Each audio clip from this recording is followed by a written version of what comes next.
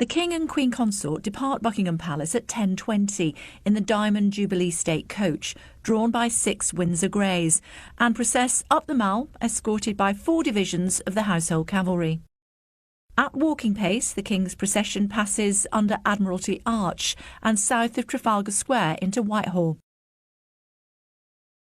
It passes several government departments, Downing Street and the Cenotaph before entering Parliament Square. The King and Queen Consort pass by the Palace of Westminster, framed by the flags of the Commonwealth countries of which he is now head. At the end of the 1.3-mile route, the Diamond Jubilee State coach pulls onto Broad Sanctuary, outside the west entrance of Westminster Abbey, ready for the coronation service to begin at 11 a.m. The King and Queen Consort will enter through the Great West Door at the rear of the procession, up the nave of the Abbey to what's known as the Coronation Theatre, with the King and Queen Consort's thrones in the centre. Between those and the high altar sits the coronation chair. To the side are the chairs of estate, where they take their seats.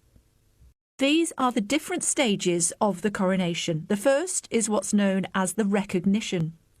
The Archbishop of Canterbury presents the King to the congregation at the 4 points of the compass, who respond by acclaiming "God Save the King." Second comes the oath. Returning to his chair of estate, the King promises to uphold law and justice, the Church of England, and to look after his people. He then signs a document confirming this commitment. The third stage is the anointing. The King's robes are removed and he sits in the coronation chair, where he's anointed with holy oil by the Archbishop of Canterbury. This will happen behind a specially created anointing screen. Next, the investiture. Remaining in the coronation chair, the Archbishop of Canterbury crowns the King with St Edward's crown. Next is the enthronement. The King is escorted to his throne, which symbolises him taking possession of the kingdom. Finally comes the homage. Several representatives of the country kneel before the new King to do homage, including the Archbishop of Canterbury and the Prince of Wales. The Queen Consort is then anointed at her chair of estate and is then crowned, before being escorted to the throne by the King's side. They then both move to the altar to receive Holy Communion.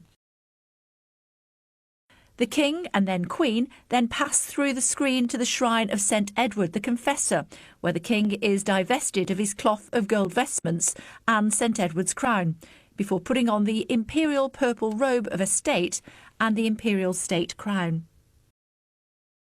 Crowned and anointed, the King leaves the Abbey down the nave to the Great West Door.